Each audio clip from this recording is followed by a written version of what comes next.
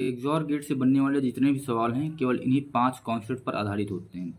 अगर ये 5 कॉन्सेप्ट अच्छे से आ गए तो XOR गेट का कोई भी सवाल किसी भी परीक्षा में आया हुआ आराम से चुटकी बजा के बना सकते हैं हम लोग।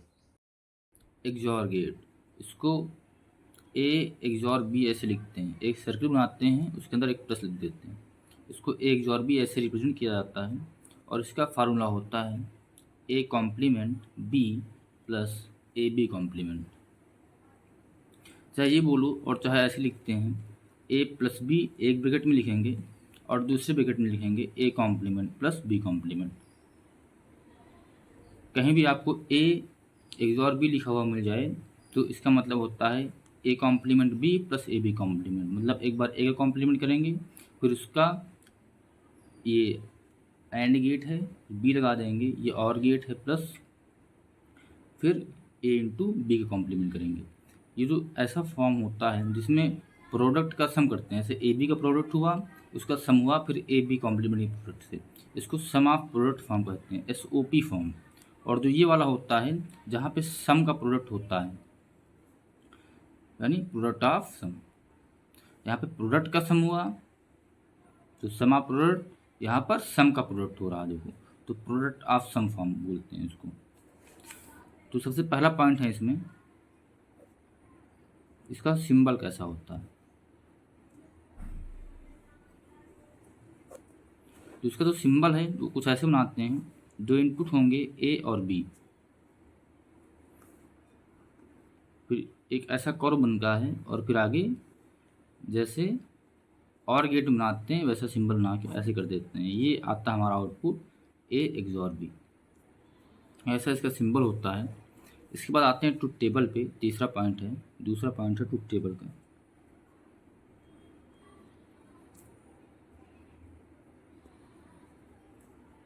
तो ट्रुथ टेबल इसकी ऐसी बनती है, ये ए है, ये बी है, ये ए XOR बी है।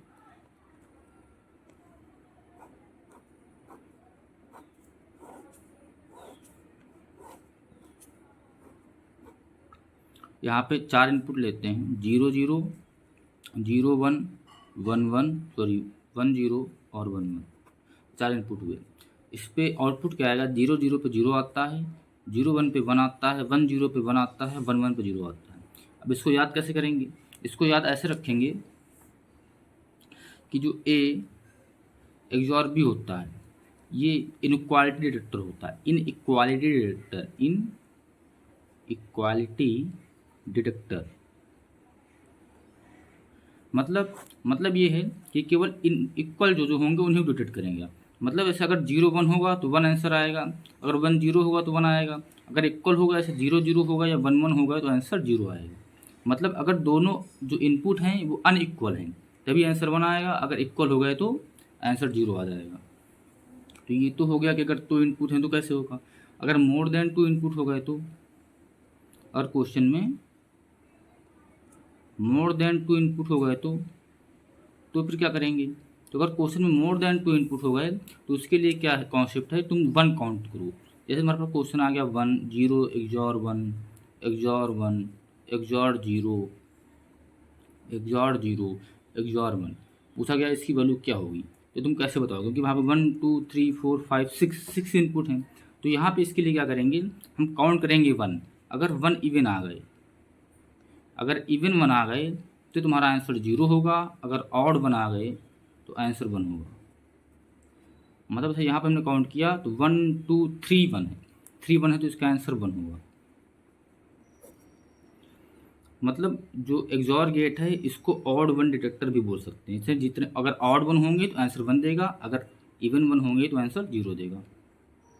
तो ट्रुथ टेबल याद हो जाएगी आराम से। कैसे, अगर इक्वल नंबर ऑफ इनपुट हैं, मतलब सेम इनपुट है, 0 0 या 1 1 सेम इनपुट हैं, तो दोनों इनपुट इक्वल हैं तो आंसर 0 आना है। अगर अनइक्वल है, 0 1 या 1 0 है तो आंसर 1 आना है। इसलिए इसको इनइक्वालिटी डिटेक्टर भी बोलते हैं। ये 2 पॉइंट हो गए। अगला पॉइंट है इसके फार्मूले को लेकर, और इसके फार्मूले कुछ होते हैं।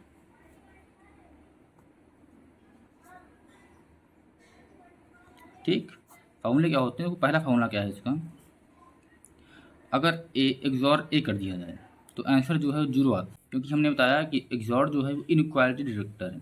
ये दोनों इक्वल हैं इसलिए आंसर 0 आएगा। और दूसरा फॉर्मूला इसमें क्या है, अगर ए का एक्सॉर ए कॉम्प्लीमेंट के साथ कर दिया जाए, क्योंकि दोनों इक्वल नहीं हैं इसलिए आंसर 1 आएगा। ठीक, इन दोनों फार्मूले से दो और फार्मूले निकल के आते हैं। कैसे आते हैं कि अगर दोनों को मतलब जो बाहर वाला उसको अंदर ले लिया जाए और अंदर वाला बाहर कर दिया जाए, मतलब ये क्या हो जाएगा, ए एक्सॉर 0 हो जाएगा। तो इसका आंसर क्या आएगा, ए, अंदर वाला बाहर चला जाएगा। उस तरह इससे क्या फार्मूला निकल के आएगा, ए एक्सॉर 1 कर दिया जाएगा तो 1 को अंदर लिया तो अंदर वाला बाहर जाएगा तो ए कॉम्प्लीमेंट आएगा। इन दोनों को कैसे याद करेंगे कि ए एक्सॉर 0 है इसलिए ए का ए ही आ जाएगा।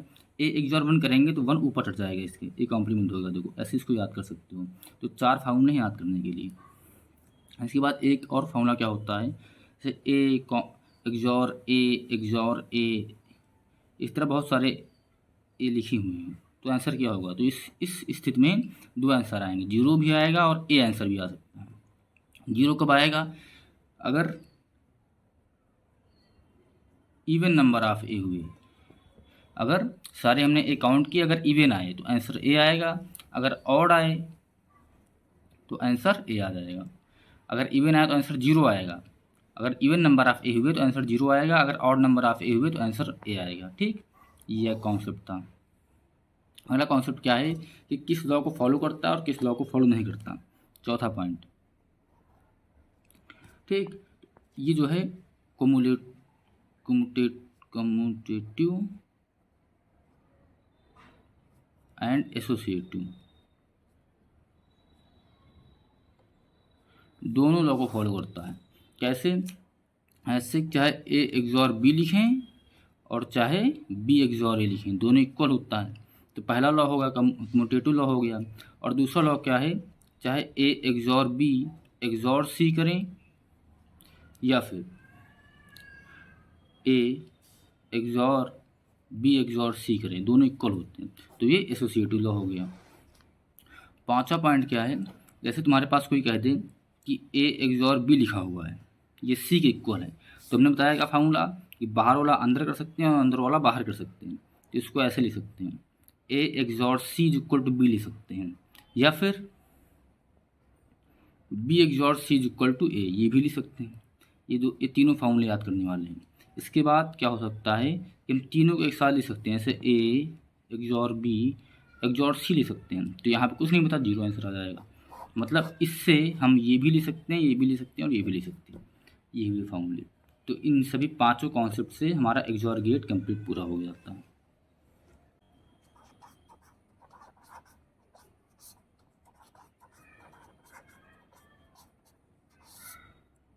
अगर आपको कंप्यूटर की इसी तरह की और जानकारी चाहिए तो हमारे चैनल को सब्सक्राइब करें। धन्यवाद।